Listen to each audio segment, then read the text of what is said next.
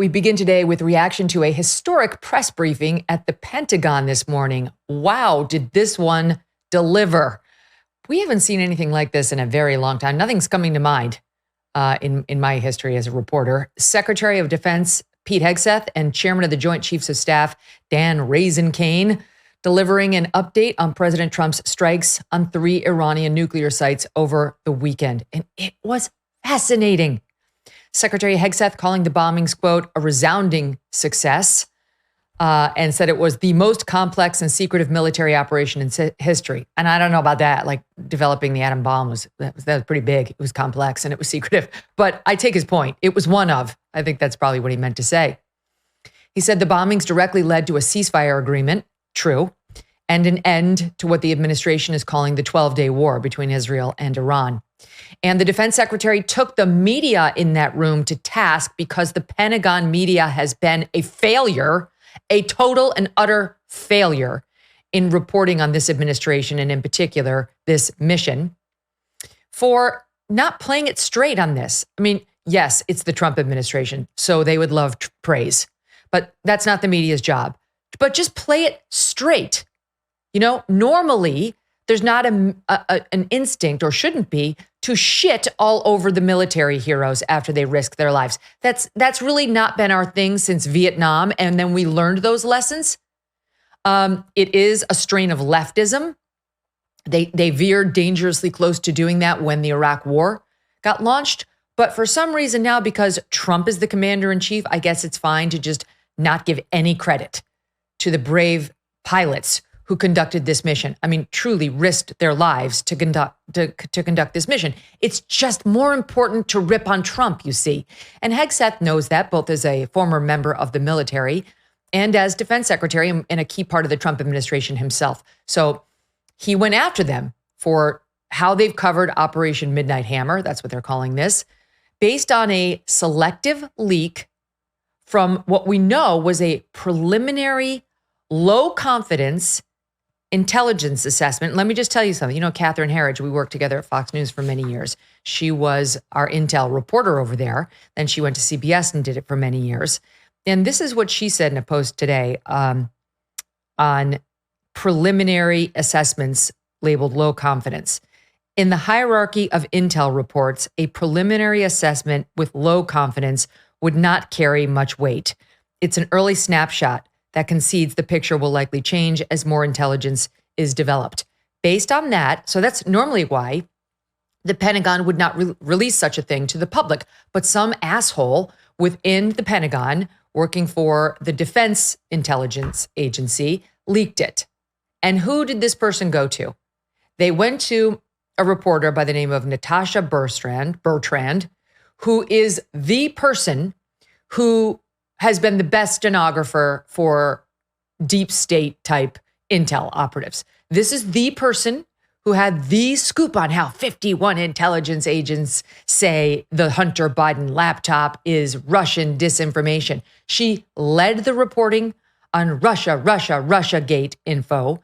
We'll have more on her later. But my point is simply, there's a reason that some Trump hater within the Pentagon went to a different Trump hater now working for CNN, who's got a long history of Trump hating that has completely undermined any credibility this young woman hoped to have. She's very young, but she keeps getting awards and Emmys because if you just say terrible things about Trump, especially if you can put an intel source behind them, you'll win awards. In any event, she's the one who got this whole thing started, saying that the operation was a failure. It was a fucking failure. Sorry. And so now it's now at the point where you've got the chairman of the Joint Chiefs and the Secretary of Defense, because the media ran with this, is snowballed, going out there to say, just sit down, okay? Sit down. And by the way, neither the New York Times nor CNN even noted that this preliminary assessment was of, quote, low confidence in their initial reports on this. We pointed this out in AM Update. Neither one pointed out that the assessment was of low confidence. Do you think that might be relevant? Could that be relevant? You know, maybe the audience should be told that? You know, just asking. Here's Hegseth this morning.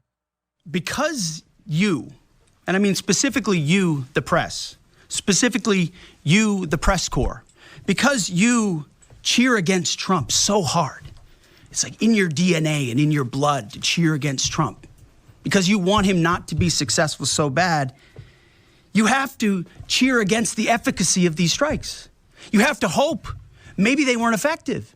Maybe the way the Trump administration has represented them isn't true. So let's take half-truths, spun information, leaked information, and then spin it. Spin it in every way we can to try to cause doubt and manipulate the public mind over whether or not our brave pilots were successful. Secretary Hegseth then turned the press conference over to Chairman Kaine, who revealed the extraordinary skill and true heroism of service members whose stories seldom reach the public. It's so extraordinary to get a play-by-play like this. He began by describing exactly how the military shot down those 14 missiles heading at them. Iran fired them in the wake of our dropping the bombs on Iranian nuclear sites. And this was Iran's retaliation, you'll recall, against American air bases, one went, I think, to Iraq, but in Qatar on Monday. Roughly 44 American soldiers responsible for defending the entire base, to include CENTCOM's forward headquarters in the Middle East. The oldest soldier was a 28-year-old captain. The youngest was a 21-year-old private who'd been in the military for less than 2 years.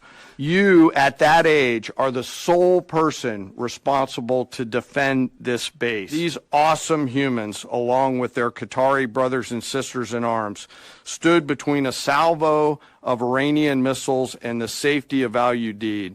They are the unsung heroes of the 21st century United States Army.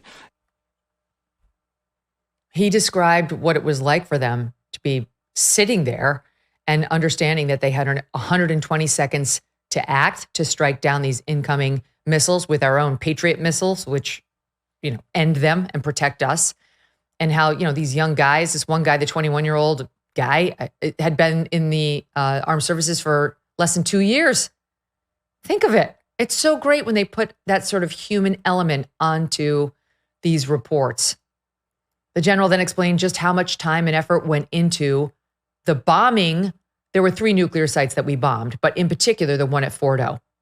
And it was crazy. That's the one that truly, it was like the Top Gun Maverick operation. If you haven't seen Top Gun Maverick, you've got to download that movie tonight with your family, because it's all about how there was a nuclear site of a foreign government that we needed to hit, where they were enriching uranium. It was going to be in this very skinny little valley that would be very difficult to get into and fly an F-16 into, or what looked like one of these B-2 bombers. And you're going to have to reach Mach 10, and it was going to be impossible to maneuver, and it could only be done by a couple of planes. They had to get in and get out, and they could get shot down, and one was going to sort of loosen the spigot on the site, and the other was going to drop the big bomb that was going to take it out. I mean, it's got so many parallels, not perfect, but a lot of parallels.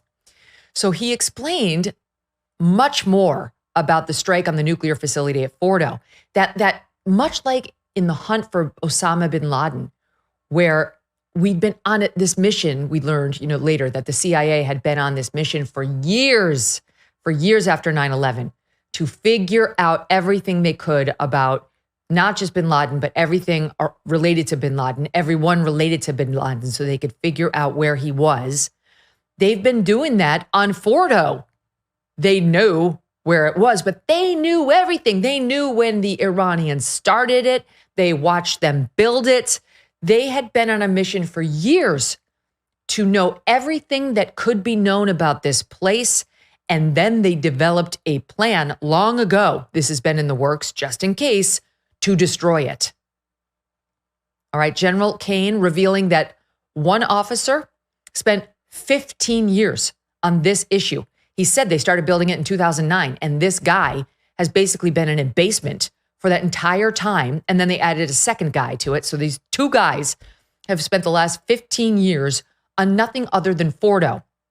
And not only have they been studying everything there is to know about Fordo, but they realized we were going to need a new bomb to destroy Fordo, that we didn't have that in our existing arsenal. And that is how those 30,000-pound bunker-busting bombs were born.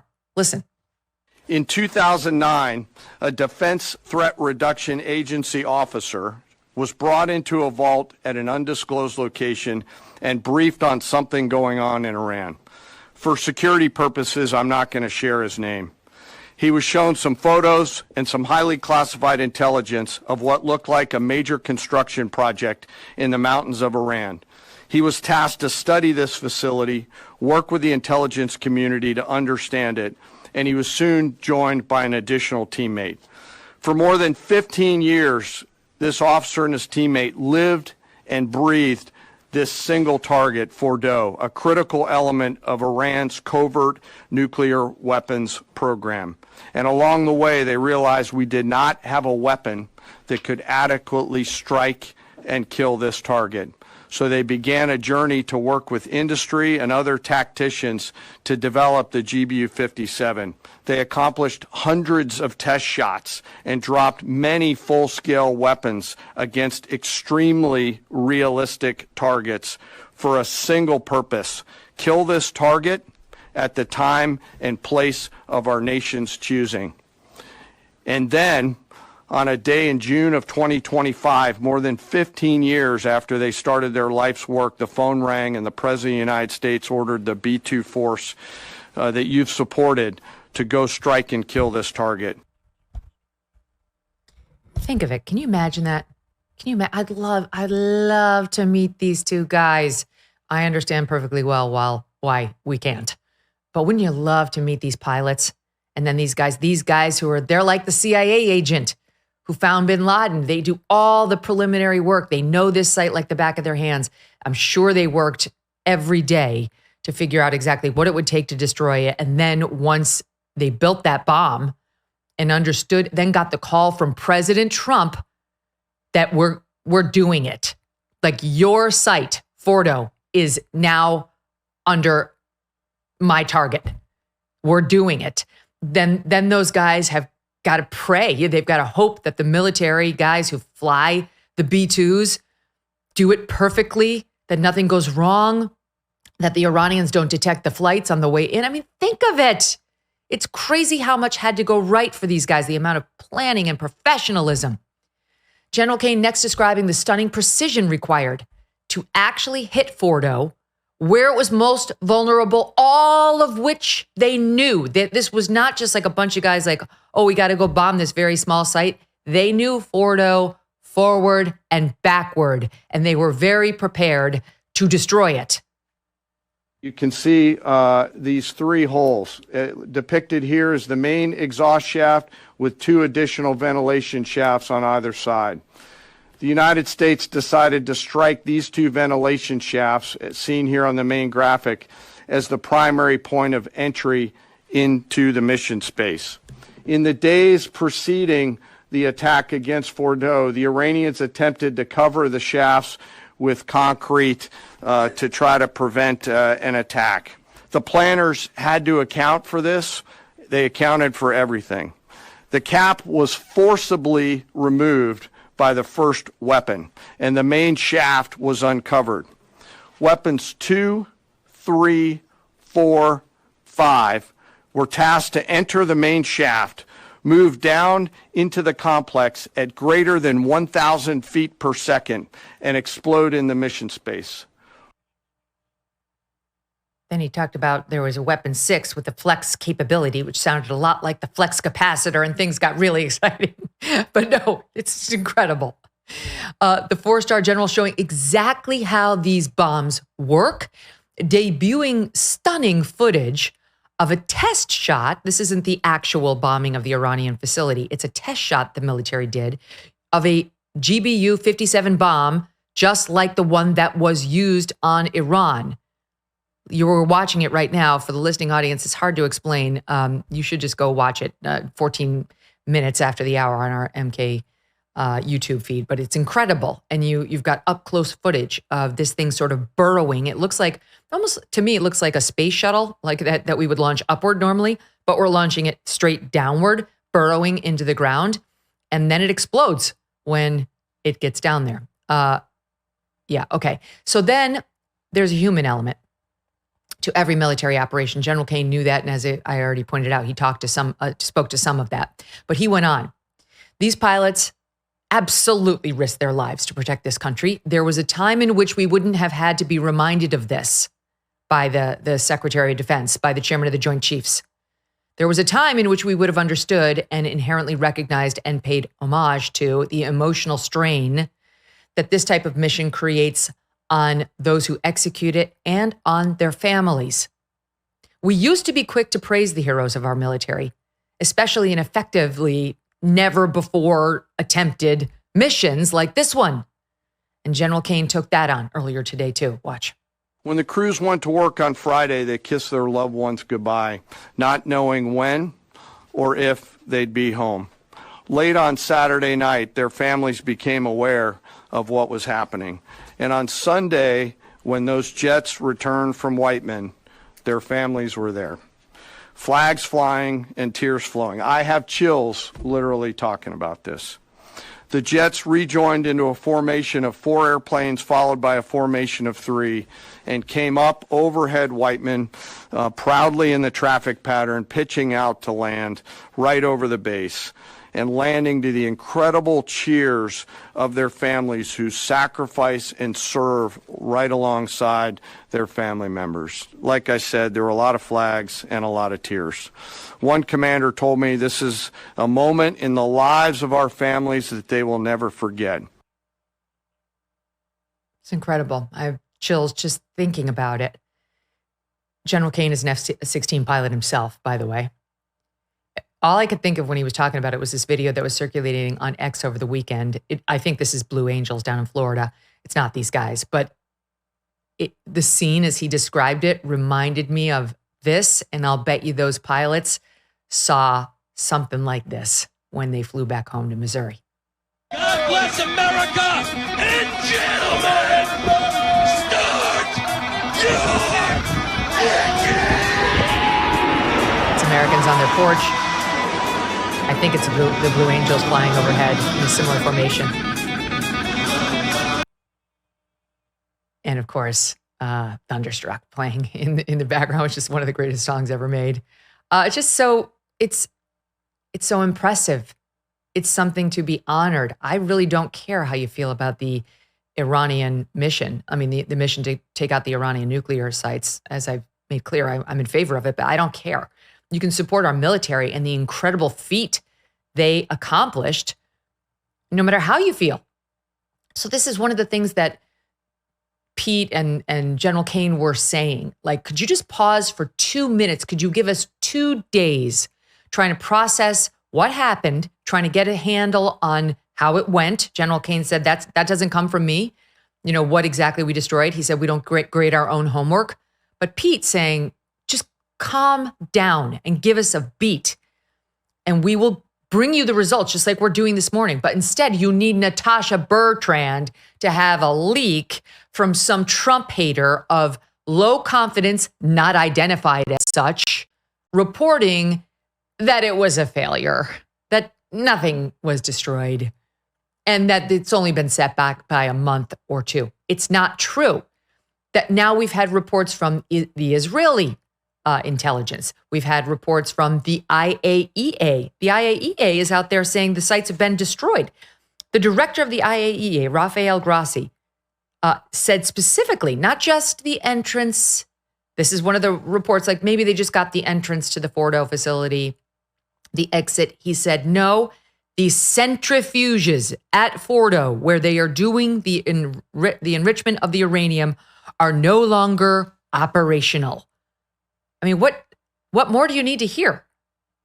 So the press, having been subjected to this appropriate lecture from these two, absolutely remained clueless and got absolutely nothing of what had just been communicated to them, and instead thought this would be the moment to whine again to Secretary Hegseth about why he called the pilots boys when one of them was female. Why not acknowledge the female pilots that also participated in this mission? The early messages that you sent out only congratulated the boys. So when I say something like our idiot. boys and bombers, See, this is the kind of thing the press does, right? Of course, the chairman mentioned a female bomber pilot. That's fantastic. She's fantastic. She's a hero. I want more female bomber pilots. I hope the men and women of our country sign up to do such brave and audacious things. But when you spin it as, because I say our boys and bombers as a common phrase, I'll keep saying things like that, whether they're men or women. I'm very proud of that female pilot, just like I'm very proud of those male pilots. And I don't care if it's a male or a female in that cockpit, and the American people don't care. But it's the obsession with race and gender in this department that's changed priorities. We don't do that anymore. We don't play your little games. Right on. Well handled, like a boss. Secretary Hegseth also lashing out at Fox News' Jennifer Griffin, who on Sunday posted on X about there being a female pilot. It's an expression, our boys. I guarantee you, I was the only female lawyer in my Chicago law firm when I what kind of a moron would take offense to the generic reference of our boys? We get it, all right? Only the most thin-skinned, sensitive women would be like, oh, and I guarantee you the most thin-skinned, sensitive women don't become B-2 bomber pilots. This is an absurdity. But she was one of the ones to quickly call him out for using the term boys in the bombers, and Hegseth and she had an exchange this morning.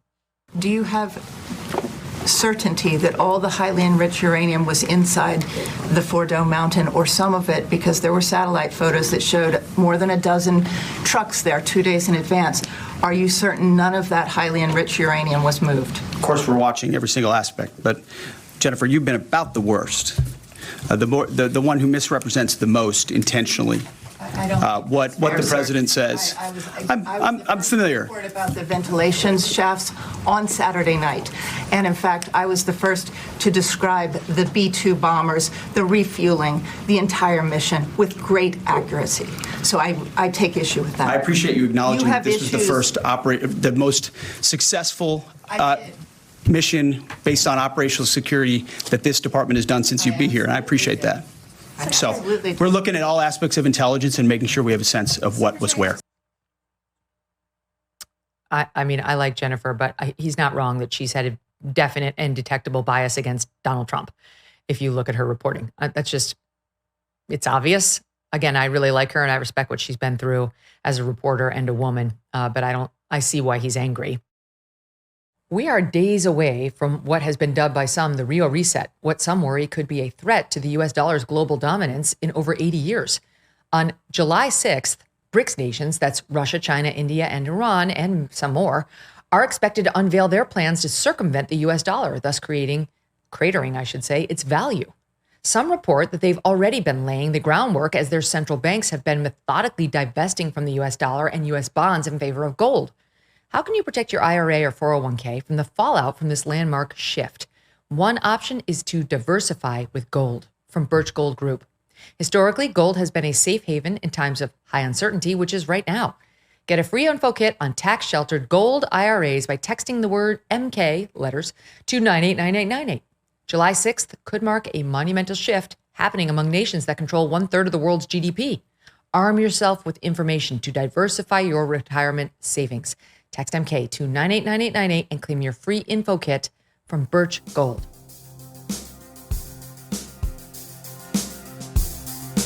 Thanks so much for watching. If you like what you just saw, hit the subscribe button for more clips and full episodes.